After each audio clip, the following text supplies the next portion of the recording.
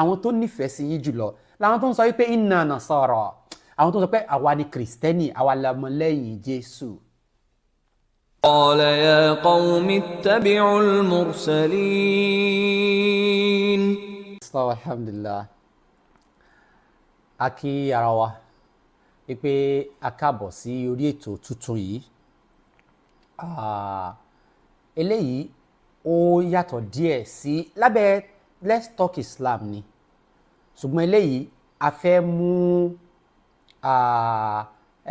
kí ni Yorùbá yẹn náà ká pè ní episode, mi ò mọ Yorùbá ta fẹ́ pè yẹn ike bí ètò ni, ṣùgbọ́n tí a máa gbéyẹ̀wò lágbàmì yìí òun ni ẹ̀sìn kìrìsìtẹ́nì nínú alukurani.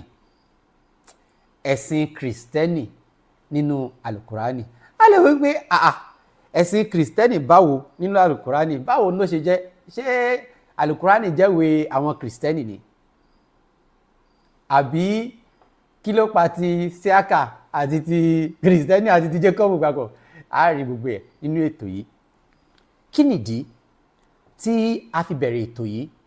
Ó ní wípé tí a bá wo ilẹ̀ wa nílẹ̀ Yorùbá, a ó rí wípé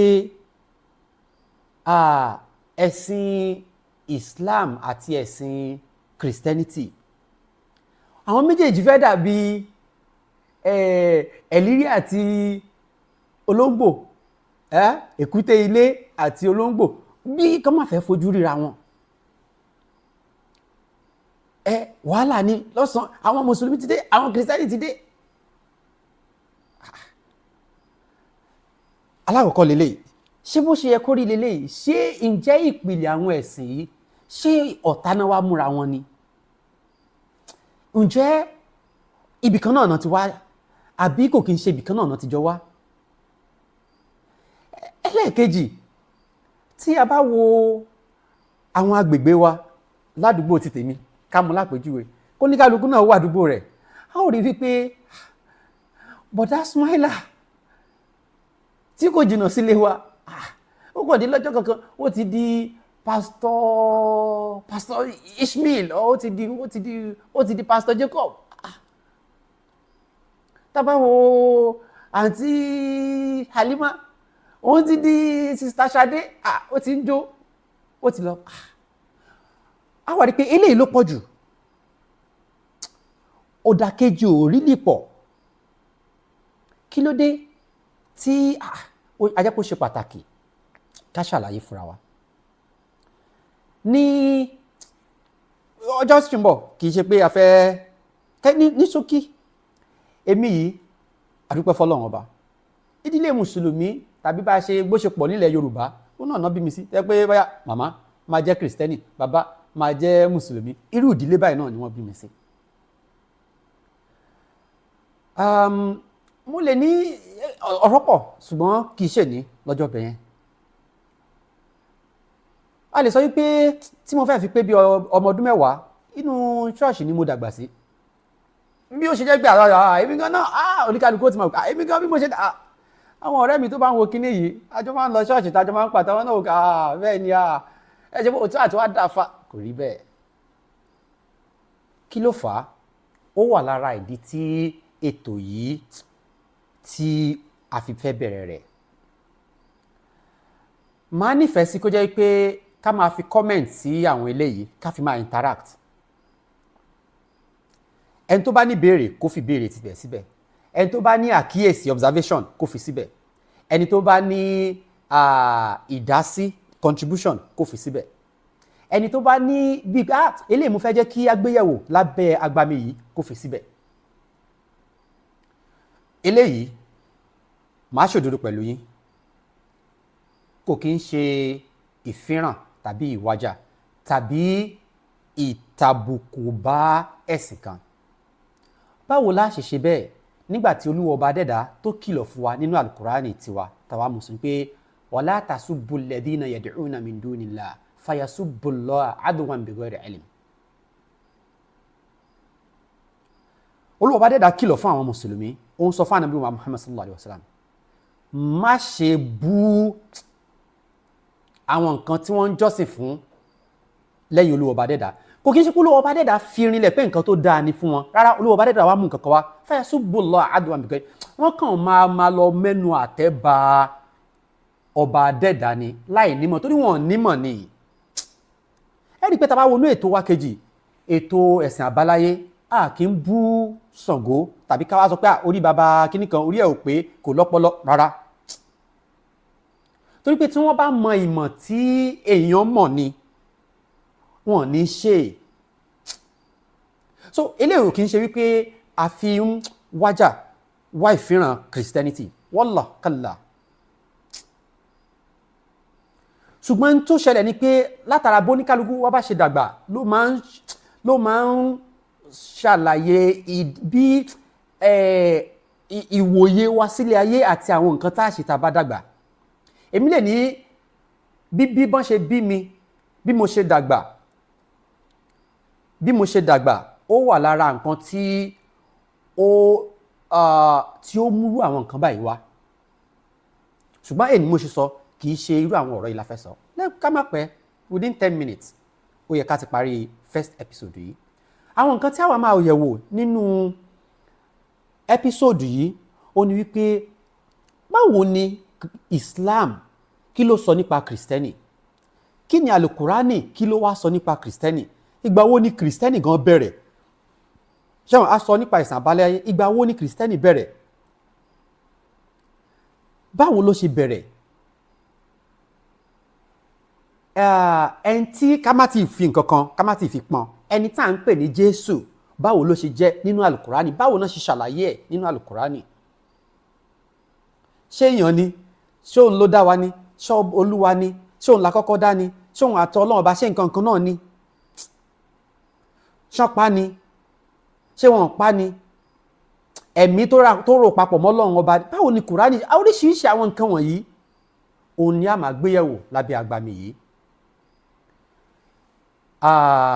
Ibi tí a ti wá bẹ̀rẹ̀ òun ni wípé, torí wípé lásìkò yìí ara wọn kan má ti jẹ́ ká yà lọ síbẹ̀ náà, ọ̀rọ̀ á débẹ̀ lọ́jọ́ kan tó fẹ́ máa mú àwọn oríṣiríṣi àwọn ọ̀rọ̀ kan wá, ṣùgbọ́n kì í ṣe bẹ́ẹ̀, ẹ jẹ́ ká kàn dojúkọ èyí tó kàn wá.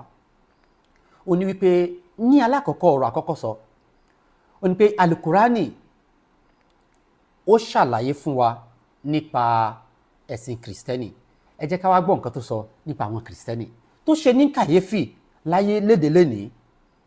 Olúwa Ọba Adẹ́dàá ó jẹ́ kó yé wa, a'udhu billahi minash shaitani rajim, latajidanna ashadda an-nasa adawatan lilladhina amanu al-yahuda walladhina ashraku wa latajidanna aqrabahum mawaddatan lilladhina amanu alladhina qalu inna nasara dhalika bi anna minhum qissisina wa ruhbana wa annahum la yastakbirun.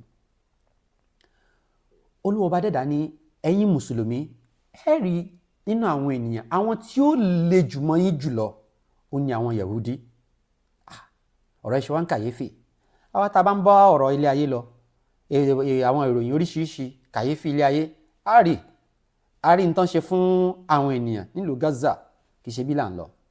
Olúwa Ọba Adẹ́dàá ó sọ ilé fún àwa nínú Al-Qur'ani ní èyí tí wọ́n ti sọ̀kalẹ̀ lẹ́yìn tó ti lé ní 1000 ọdún àti 100 ọdún mẹ́rin sẹ́yìn.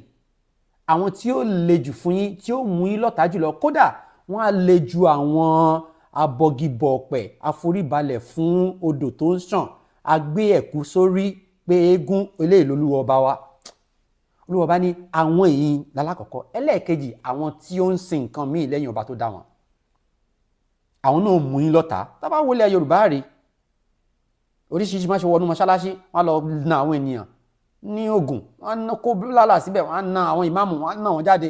ìkan ṣẹlẹ̀ níbi oṣù mélòó sẹ́yìn, àwọn na ìmáàmù ní kí ló ṣe fún yín, sọ títí ẹ kí n sọ tèmi kò dìjà. ẹlẹ́ẹ̀kejì ẹ wá gbọ́ bí tá à ń lọ, Olúwa Ọba wa ní ẹ wà á ráwọn tó súnmọ́ yín jùlọ, aqrabahum mawadda, àwọn tó nífẹ̀ẹ́ sí yín jùlọ làwọn tó ń sọ wípé inna nasara, àwọn tó ń sọ pé àwa ni Kristẹni, àwa lọmọlẹ́yìn Jésù. káwo ṣùgbọ́n ṣé bó ṣe rí nílẹ̀ Yorùbá wa lénìí lélẹ́yìí, a lè fẹ́ sọ wípé ọ̀tá tó ń bẹ láàrin Kristẹni àti Mùsùlùmí ó fẹ́ẹ́ le ju láàrin Mùsùlùmí àtàwọn ẹlẹ́bọ lọ. a máa débẹ̀ lẹ́yọ kọ̀ọ̀kan, a gbọ́dọ̀ máa sọ nǹkan tí àwọn kìrìsìtẹ́nì ti fi ojú mùsùlùmí rí. Ṣé admission ni, ṣé ń class ni, mélòó la fẹ́ sọ, ṣùgbọ́n a ní bùkátà sílẹ̀ yìí. Èyí tá a ní bùkátà sí ni ẹ jẹ́ ká bójútó. Àwọn wò pé eléyìí ni Islam sọ nípa Christianity, pé ẹ rí wípé àwọn tí ó nífẹ̀ẹ́ sẹ́yìn mùsùlùmí jùlọ àwọn kìrìsìtẹ́nì ni. Káwo bó ṣe pọ́n lé. La ilaha illallah. Ibi báyìí ni a dúró sí láti bẹ̀rẹ̀. Eléyìí kàn jẹ́ bí introduction sí ètò wa yìí, ètò Christianity nínú Islam ni. Ibi táwa kápá ẹ̀sìn ni pé ká lè bá mọ̀ wípé Islam sọ̀rọ̀ púpọ̀ nípa Christianity. Ẹ jẹ́ ká máa fọkàn bá wa lọ. A ti kọ́kọ́ sọ pé alákọ̀ọ́kọ́ Qur'an sọ fún wa wípé àwọn tó nífẹ̀ẹ́ yín jùlọ lórílẹ̀ yín mùsùlùmí òun ni àwọn kìrìsìtẹ́nì. Ẹlẹ́ẹ̀kejì, Qur'an ó jẹ́ kó yé wa wípé ìkan odidi chapter kan nínú Al-Qur'ani ó jẹ́ Mary. Odidi chapter kan sẹ́ wọ́n sọ ní Suratu Maryam, Mary. Kì í ṣe Maryam kankan, Maryam ìyá Jésù ni. Ẹlẹ́ẹ̀kẹta, nínú àwọn ànábì 4 tí wọ́n dárúkọ nínú Al-Qur'ani tí ó lọ́lá jùlọ, ànábì Isa, Jésù, wọ́n dárúkọ ẹ̀ ń bẹ̀. Ó di mélòó? Ó di 3. Nínú ìwé tí wọ́n ní ọba adẹ́dà sọ̀kalẹ̀ nínú Al-Qur'ani náà ni ó tún sọ bẹ́ẹ̀ o, pé nínú Al-Qur'ani ni o, wípé ìwé tán fún Jésù ó jẹ́ kan nínú àwọn ìwé yìí, ìwé tó tóbi jùlọ. Kódà ó ṣàpọ̀ lóríṣiríṣi tó ṣà ń sọ nípa kìrìsìtẹ́nì nínú Al-Qur'ani. A wà mọ́rọ̀ yìí, a máa mú lẹ́wẹ̀ lẹ́wẹ̀, lẹ́yọ lẹ́yọ. Pẹ̀lú ògo Ọlọ́run Ọba, ibi tí a ti bẹ̀rẹ̀ ní ètò wa tó ń bọ̀ òun ni báwo ni kìrìsìtẹ́nì nínú Al-Qur'ani ni o. Ká má gbàgbé, in táwọn fún àṣẹrí tiwa ó ní Christianity nínú Al-Qur'ani. So nínú Al-Qur'ani, báwo ni Christianity, báwo ló ṣe bẹ̀rẹ̀? Eléyìí lágbéyẹ̀wò ní ètò wa tó ń bọ̀. Ká má gbàgbé, a ní ká máa kọ sísàlẹ̀ àwa tá bá ní ìbéèrè tàbí ìdásí tàbí nǹkan tá fẹ́ pé ẹ jẹ́ ká sọ̀rọ̀ lórí eléyìí, ẹ jẹ́ ká sọ̀rọ̀ lórí eléyìí. Abẹ́ ọba adẹ́dà kí ó fi òdodo kó fi mọ̀ wá lódodo, kó ṣe nírọ̀rùn fún wa láti tẹ̀lé, kó fi irọ́ kó ṣe nírọ̀rùn fún wa ká mọ̀ gẹ́gẹ́ bí irọ́, kó dẹ̀ ṣe nírọ̀rùn fún wa láti jìnnà sí. Kó lọ́wọ́ ọba adẹ́dà kó má ṣe èmi àtẹ̀yin, kó má ṣe wá ní adọ́rùn mọ́tọ́. Ibi báyìí ni a dúró sí lénìí. Orúkọ ti tèmi òun náà ni ọ̀rẹ́ yín, olólùfẹ́ yín tó Ishaq Adédayọ̀ Ọlọ́runṣọlá. Títí di ìgbà tí a tún pàdé, kó lọ́wọ́ ọba kó dá wa sí lórí dáradára. A kí wa pé assalamu alaikum wa rahmatullahi wa barakatuh.